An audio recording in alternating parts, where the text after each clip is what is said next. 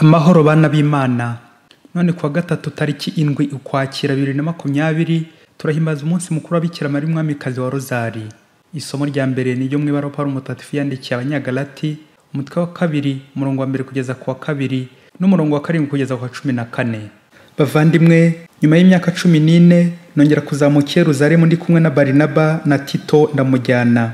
Nazamutse ari uko Imana yabimpishuriye. Mbanyura mu gerekeye inkuru nziza nigishaga mu mahanga. Abayobozi bonye basobanura birambuye twiherereye. Kwari ukugira ngo menye niba nirukira cyangwa narirukiye ubusa. Ahubwo ndetse babonye ko nashinzwe kwamamaza inkuru nziza mu batagenwe, nkuko Petero yayishinzwe mu bagenwe, kuko wahaye Petero kuba intumwa mu bagenwe, ni nawe wampaye kuba intumwa mu banyamahanga.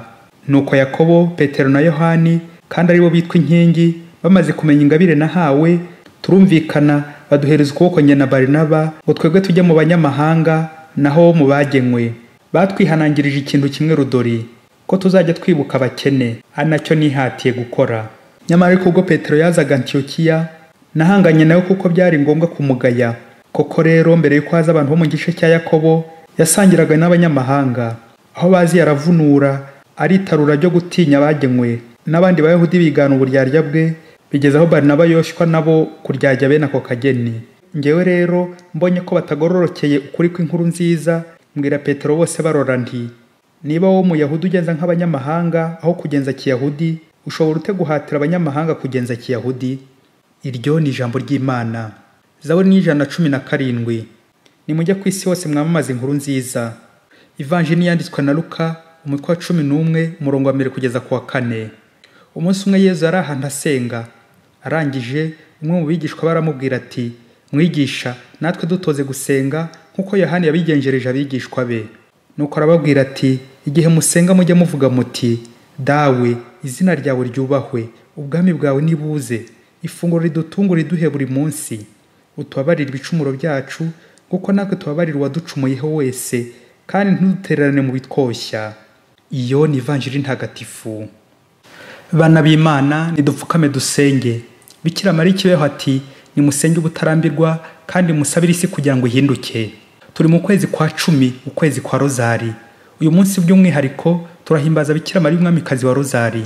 Muri Rozari cyangwa mu ishapure twiyambaza Bikira Mariya, tukamusaba gufatanya natwe ngo dushobore gusenga neza binyuze Imana.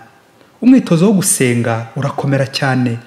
Muri aya masomo turisunga Bikira Mariya ngo adufashe gusenga neza mu ngingo igira iti, dutoze gusenga. Umunsi umwe umwigishwa yagiye kureba umujyanama wa roho ngo amugire inama uburyo yarushaho gusenga neza akanyura Imana. Nuko aramubwira ati, mwarimu, gusenga numva mbikunze, ariko mbabazwa nuko iyo ngezeyo ntangira kurangara, ibitotsi bikamfata, nkumva ndambiwe ndabihiwe. None se ko ntaha numva iyo Mana ntayibonye kandi nkarushaho gushenguka bikamvuna? Mwarimu aramubwira ati, mu mikino y'abana iyo umwana akubise mugenzi w'umugeri cyangwa ingumi, undi akayigarura, umukino urushaho kuryoha, urakomeza neza bagakomeza bikinira.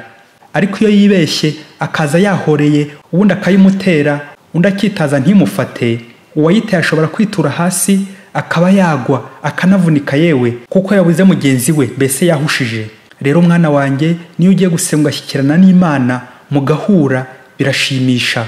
Naho iyo uhuraguye amasengesho ntirishyike ku Mana, utaha washengutse ubabaye nk'uriya mwana ugwa.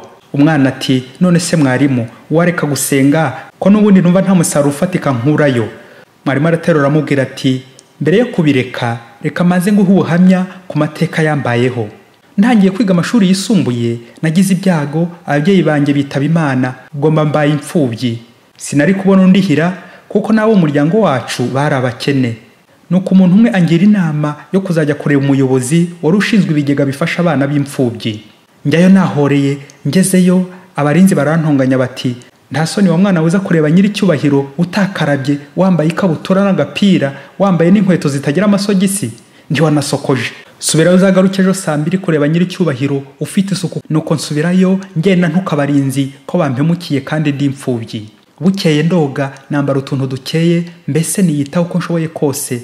Nuko nsubiza nzira kureba umuyobozi. Uko nageraga mu nzira, bagenzi banjye twahuraga baranyishimiraga ngo wambaye neza wakeye. nuko n'ibyishimo byinshi mpinda mu nzira.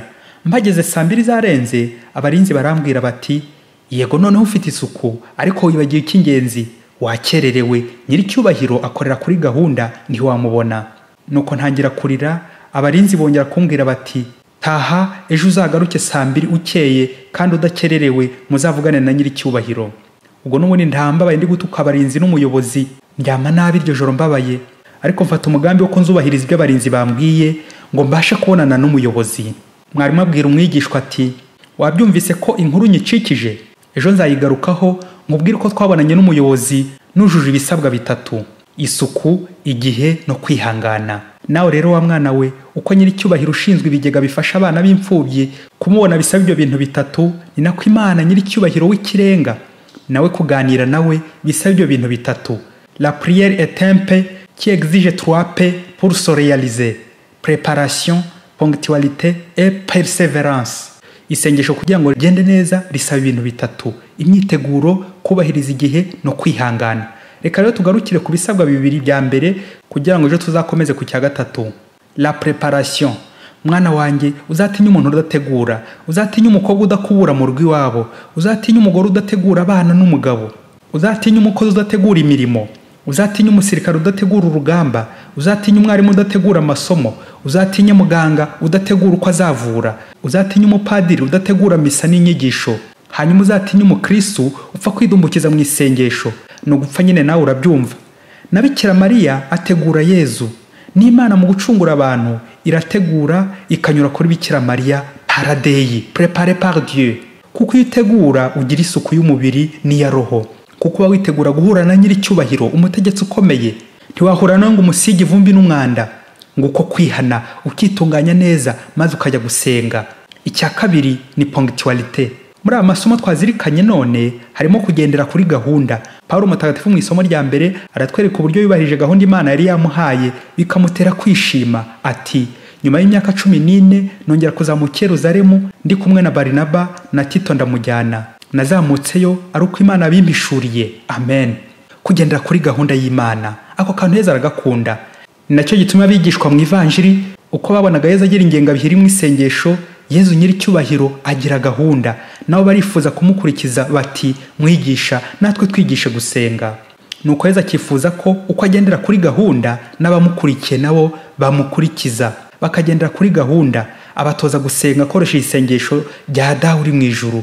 Gusenga ni ukuganira n'Imana kuko umwana aganira n'umubyeyi we, ariko ibyo tukabikora mu kwemera. Ese wa mwana we, ko wumvise ubuhamya naguhaye bw'ibyambayeho, imyiteguro no kubahiriza igihe kwa nyiricyubahiro, wumvise na nyiricyubahiro mukuru Yezu uburyo bikomeyeho, cyane cyane kubahiriza gahunda. Wowe se mbere yo kurambika isengesho ngo nuko bikuvuna ngo nta musaruro ukuramo, wowe izo P 2 zibanza ujye uzubahiriza. Iyo ugiye gusenga ujya witegura ukitunganya, hanyuma kubahiriza igihe mwahanye n'Imana. Umwana ati, nukuri ndatsinzwe mwarimu, numvaga najya gusenga igihe nshatse n'igihe numva mbikeneye cyangwa igihe mfite umwanya. Mwarimu ati, mu gihe ba nyiricyubahiro ba hano ku isi aribo bakwihera randevu y'igihe muzahurira, Imana yo nyiricyubahiro mukuru we aha abana b'uburenganzira bwo kwishyiraho gahunda y'isengesho, yewe byashoboka akaba ari nabo bamutumira. Ariko igitangaje nuko rimwe na rimwe abantu duha Imana gahunda akaba ari natwe tunayica bwa mbere, cyangwa tukabona gahunda y'isengesho tugira buri munsi. None se umunsi Imana yaduhaye yayo gahunda aho tuzashobora kuyubahiriza? Nuko rero mwana wanjye, ntuzahagarike gusenga nuko byakubihiye, ahubwo ni nka yamvuga igira iti, c'est temps forgeant qu'on devient forgeron. No muri dutoze gusenga, on apprend à prier en priant. Umenya gusenga usenga ubyihata. Mwana wanjye rero genda ukore gahunda nubwo waba umuntu umwe, ariko ujye uyubahiriza. Mu gitondo, saa 6, nimugoroba, ya saa mwasezeranye n'Imana yagera ukabanza ugaparika ibyo ururimo byose ukunamira nyiricyubahiro. Kimwe mu bizashimisha ukunda ni ukumubonera igihe, disponibilité. Wasanga nta mwanya uzwi ujye ugenera isengesho. Nuko rero mwana wanjye, nkuragije umubyeyi Bikira Mariya umwamikazi wa Rozari ngo agusabire wubahirize neza izo za P 2, préparation na ponctualité. Na hejuru rero kugira ngo tuzasoreze kuri perseverance, kwihangana, bityo nzakurekure ushishikarira imyitozo yo gusenga. Amahoro. Padiri Masumbuko Ladislas wa Diocese ya Cyangugu.